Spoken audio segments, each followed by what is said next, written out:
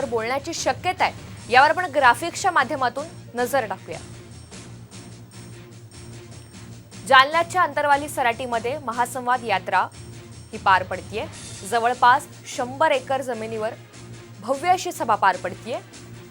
123 गावातल्या लोकांनी देणगी स्वरूपात पैसे दिल्याची जरांगे यांची माहिती आहे। तर सरकारनं मागून घेतलेली वेळ आता संपतीये आणि यावर जरांगे भूमिका मांडण्याची शक्यता आहे। मराठा अंतरवाली सराटी शिवारामध्ये एकवटलेला आहे। ही संख्या पाहता लाखोंची आहे आणि हे महाराष्ट्राच्या इतिहासात पहिल्यांदाच असं आहे की एकाच वेळेस इतकी मोठी संख्या जमलेली आहे। राज्यभरातल्या वेगवेगळ्या कानाकोपऱ्यातून लोक इथं आलेले आहेत। जसं जमेल तसं कालपासून या व्यासपीठाच्या समोर जिथं 100 एकराची जागा सभेसाठी केलेली आहे त्या सभास्थळी बसलेले आहेत।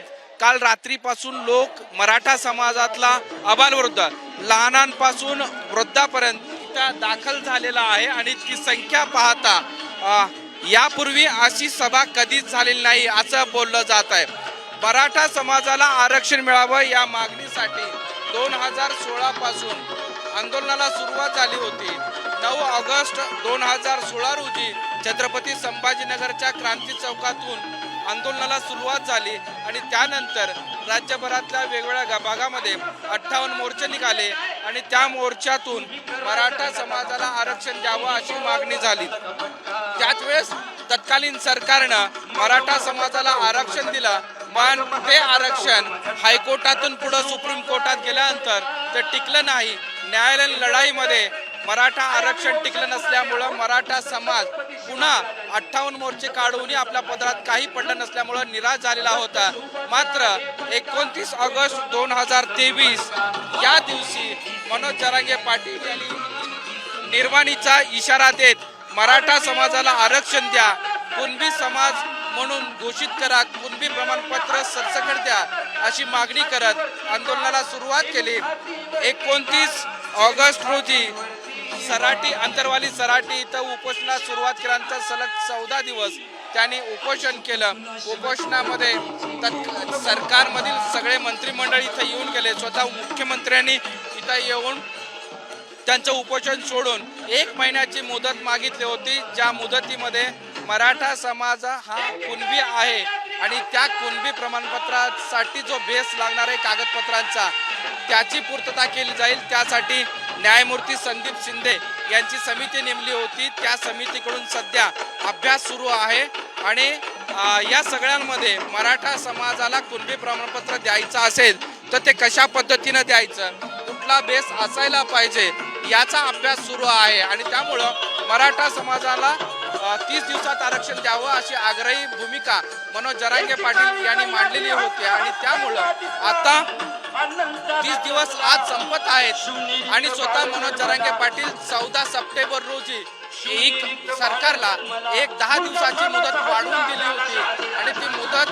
आता पुढे 10 दिवस असणार आहे। म्हणजे 24 ऑक्टोबर पर्यंत सरकारला मराठा समाजाला कुणबी प्रमाणपत्र द्यायचं की नाही किंवा द्यावं लागणार या संदर्भात विचार करावा लागणार आहे आणि आतापर्यंत गेल्या 1.5-2 महिन्यांपासून जी समिती काम करते आहे वेगवेगळ्या पात्रांवर कुणबी प्रमाणपत्र देण्यासाठी कागदपत्रांचा जो आधार लागतो आहे तो जुळवाजुळव करण्यासाठीची सगळी यंत्रणा कामाला लागलेली आहे। विशेषतः मराठवाड्यातील मराठ्यांना कुणबी द्यावं ही बेसिक मागणी आहे, कारण कुणबी प्रमाणपत्र जर दिलं तर मराठ्यांना आरक्षण मिळू शकतं, आरक्षणाचं भिजत कोंबडं दूर होऊ शकतं अशी मनोज जरांगेची मागणी आहे आणि त्या दृष्टीनं ही मागणी जोर धरलेली आहे आणि त्या मागणीला राज्यभरातून मोठा प्रतिसाद मिळाला। अंतरवाली मध्ये मोठ्या संख्येनं राज्यभरातले लोक येत होते, पण आजच्या सभेसाठी मराठवाडा, नाशिक, अहमदनगर त्याचबरोबर राज्यभरातल्या वेगळ्या भागामध्ये आता मी बोललो तर विदर्भातून सुद्धा ओबीसी समाज सुद्धा इथं आलेला आहे। त्यामुळं ही संख्या जी आहे ती लाखोंच्या घरात आहे। मराठा समाजाने यापूर्वी 58 मोर्चे काढलेले होते। 58 मोर्चेनंतर मराठ्यांच्या पदरात काय पडलं तर त्याचं उत्तर कुणालाही देता येत नव्हतं आणि त्यामुळं आता हा निर्वाणीचा संघर्ष हा शेवटचा संघर्ष मनोज जरांगे पाटील यांनी सांगितलं होतं की आता हे शेवटचं आंदोलन असेल। पुढच्या काळात मराठ्यांना आंदोलन करायची गरजच पडणार नाही किंवा करणारच नाही, कारण आता जर नाही दिलं तर मराठ्यांच्या पदरात ते काही पडणार नाही. आणि त्यामुळं राज्यभरातल्या कानाकोपऱ्यातून मराठा इथं आलेला आहे आणि ती मराठ्यांची संख्या आता मोजणं कठीण झालेलं आहे. बघा, अंतरवाली सराटी शिवारामध्ये 100 एकराचा हा परिसर आहे. थोडं कॅमेरा म्हणला मी इरफानला सांगतो की जरा फिरवून दाखव जरा की इकडच्या बाजूला म्हणजे हा जो भाग आहे हा व्यासपीठाकडचा म्हणजे पश्चिमेकडचा भाग आहे. इकडे बरीच संख्या आहे, म्हणजे उत्तरेकडच्या बाजूला मोठी संख्या म्हणजे धुळे सोलापूर हायवे जिथं जातोय तो हा भाग आहे. त्यानंतर आता हळूहळू उजवीकडे फिरवायला सांगतो.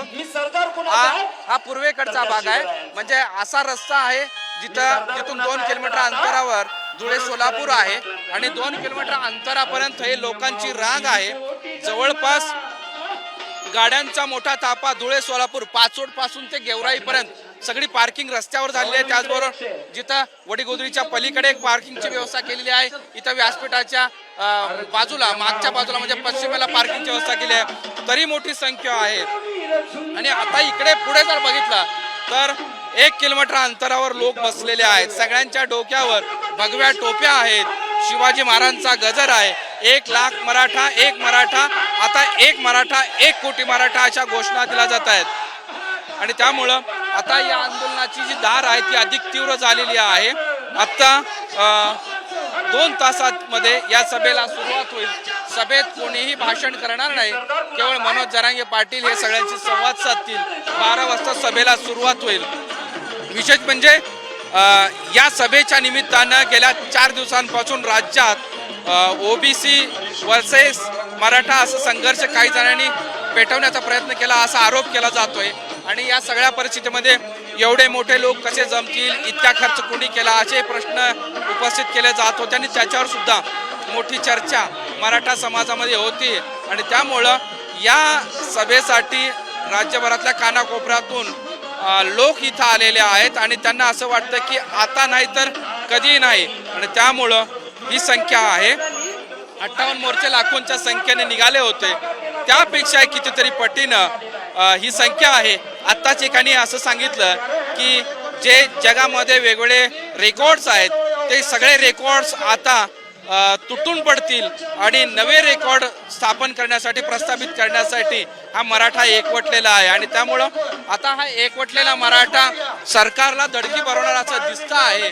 आणि ही धडकी भरली तर मराठा समाजाला तातडीनं कुणबी प्रमाणपत्र देणं सरकारला गरजेचं आवश्यक असेल, तरच हा मराठा एकवटलेला मराठा शांत राहील. नंतर यापुढे या आंदोलनाची धग अधिक तीव्र होईल. आणि ही धग तीव्र झाली तर राज्य सरकार असो किंवा केंद्र सरकार असो त्या दोघांनाही ते पुढच्या काळामध्ये अवघड जाईल.